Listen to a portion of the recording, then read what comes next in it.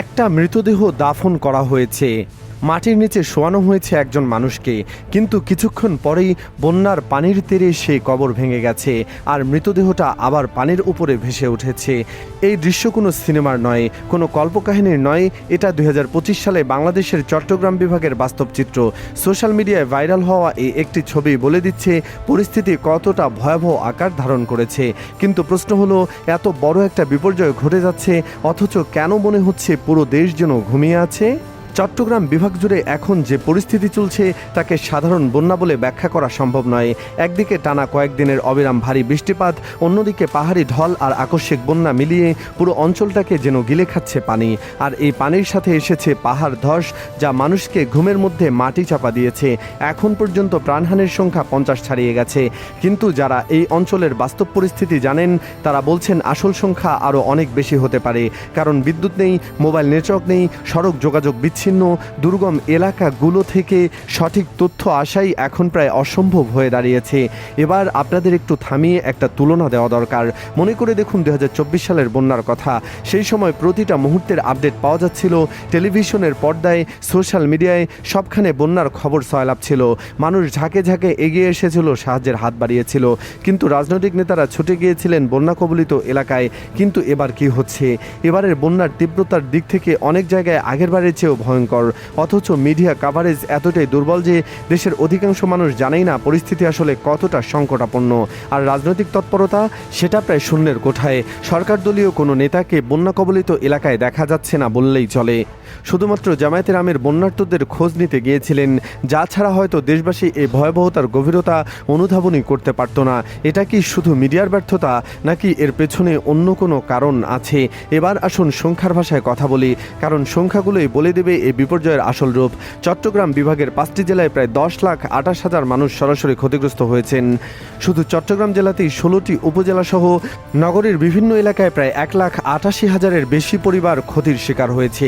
176টি union আর পৌরসভা পানির নিচে, 673টি আশ্রয়কেন্দ্র খোলা হয়েছে, যেখানে 24,000 পরিবার আশ্রয় নিয়েছে। কিন্তু আশ্রয়কেন্দ্রে গেলেই কি সব সমস্যা মিটে যাচ্ছে? একদমই না। সেখানে পর্যাপ্ত খাবার নেই, বিশুদ্ধ পানি নেই, শিশু খাদ্য নেই, ওষুধ নেই, আর যারা বাড়িঘর ছেড়ে আসতেই পারেননি তাদের অবস্থা আরও শোচনীয়। মৃত্যুর হিসাবটা যদি জেলাওয়ারি দেখি তাহলে সবচেয়ে বেশি প্রাণহানি হয়েছে কক্সবাজারে, যেখানে 28 জন মারা গেছেন, এর মধ্যে 16 জনই রোহিঙ্গা। চট্টগ্রামে 10 জন, বান্দরবানে 7 জন এবং রাঙামাটিতে 4 জনের মৃত্যু হয়েছে। কিন্তু এই সংখ্যাগুলো যে আরও বাড়তে পারে সেটা প্রায় নিশ্চিত, কারণ এখনও অনেক দুর্গম এলাকা থেকে কোনো খবর আসেনি। চট্টগ্রামের সাতকানিয়া আর বাঁশখালী উপজেলা এই মুহূর্তে সবচেয়ে বিপর্যস্ত দুটি এলাকা। এই দুই উপজেলায় 7 লাখের বেশি মানুষ পানিবন্দী। সাতকানিয়ায় সাঙ্গু আর ডলু নদীর পানি বেড়ে যাওয়ায় বাজালিয়া, কেউচিয়া, ধর্মপুর, খাগড়িয়া, নলুয়া সহ বিস্তীর্ণ এলাকা পানির তলায় তলিয়ে গেছে। বসতঘর, কৃষিজমি, মাছের ঘের, গ্রামীণ সড়ক সবকিছু ডুবে গেছে। অনেক জায়গায় এখন নৌকায় একমাত্র চলাচলের উপায়।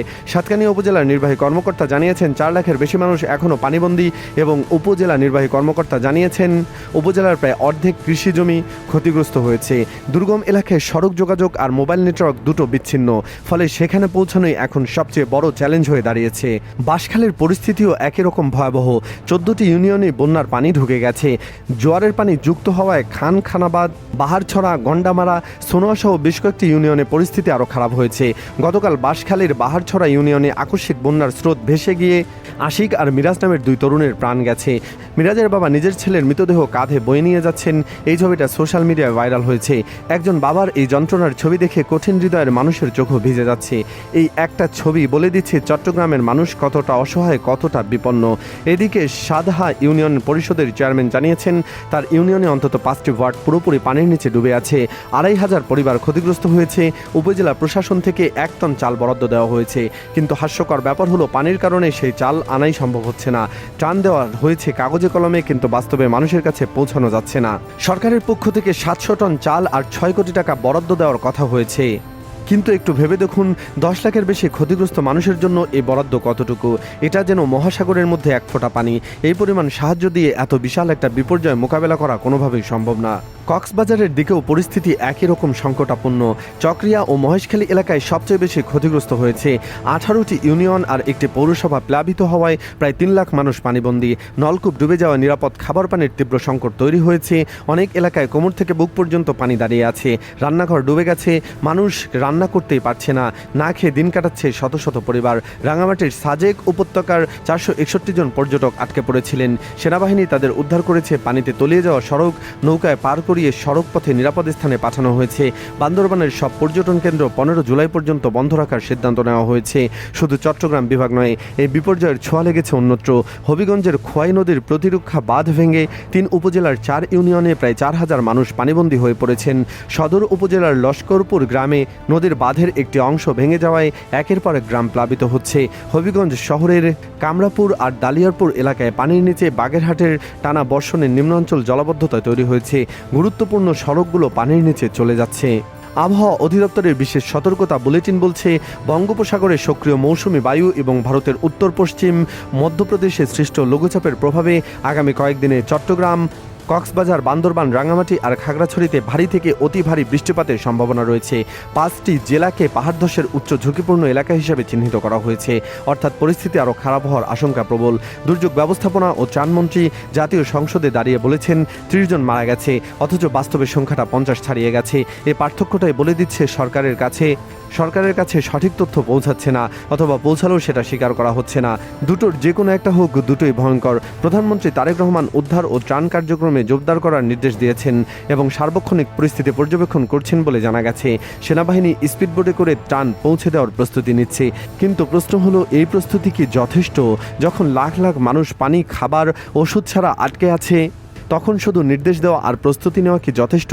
এই পুরো পরিস্থিতি বিশ্লেষণ করলে কয়েকটা বিষয় পরিষ্কার হয়ে যায়। প্রথমত, আমাদের দুর্যোগ মোকাবেলার অবকাঠামো এখনও অত্যন্ত দুর্বল। প্রতি বছর বন্যা আসে, পাহাড় ধস হয়, মানুষ মরে, কিন্তু দীর্ঘমেয়াদী কোনো পরিকল্পনা নেওয়া হয় না। দ্বিতীয়ত, মিডিয়ার ভূমিকা এবার চরমভাবে প্রশ্নবিদ্ধ। 2024 সালে যে মিডিয়া প্রতি মুহূর্তে আপডেট দিচ্ছিল, এবার কেন তারা নীরব? তৃতীয়ত, রাজনৈতিক নেতাদের অনুপস্থিতি মানুষের মনে গভীর ক্ষোভ তৈরি করেছে। ভোটের সময় এই নেতারা ঘরে ঘরে যান, কিন্তু দুর্যোগের সময় কোথায় থাকেন? সবচেয়ে ভয়ঙ্কর যে বিষয়টা, সেটা আরও বেশি বৃষ্টি আসছে। আবহাওয়ার পূর্বাভাস বলছে আগামী কয়েকদিনে বৃষ্টি থামার কোনো সম্ভাবনা নেই। তাহলে 50 জনের এই মৃত্যুর সংখ্যা আর কোথায় গিয়ে দাঁড়াবে? যে মানুষগুলো এখন পানিবন্দী, তাদের কতজন আর বেঁচে ফিরতে পারবে? এই মুহূর্তে সরকারি সাহায্যের জন্য বসে থাকলে চলবে না, কারণ মানুষকে এগিয়ে আসতে হবে, আর যতটুকু সামর্থ্য আছে সেটুকু দিয়ে পাশে দাঁড়াতে হবে। কারণ এই মানুষগুলো আমাদের মানুষ। এই শিশুগুলো না খেয়ে কাঁদছে, ওই বাবা মায়ের সন্তানের লাশ কাঁধে বয়ে নিয়ে যাচ্ছেন। এই দৃশ্য যদি আমাদের নাড়া না দেয়, তাহলে মানুষ হিসাবে আমাদের অস্তিত্বটাই প্রশ্নবিদ্ধ। আপনি কি মনে করেন, এবারের বন্যায় মিডিয়ার, রাজনৈতিক নেতাদের ভূমিকা যথেষ্ট, নাকি মনে করেন এই নীরবতার পেছনের অন্য কোনো কারণ আছে? আপনার মতামত কমেন্ট বক্সে জানান। আর এই ভিডিওটি যতদূর সম্ভব শেয়ার করুন, কারণ যত বেশি মানুষ জানবে, তত বেশি সাহায্যের হাত বাড়বে। চট্টগ্রামের মানুষগুলোর পাশে দাঁড়ানো এখনই সময়। পরবর্তী আপডেটের জন্য চ্যানেলটি সাবস্ক্রাইব করে পাশেই থাকুন। ধন্যবাদ।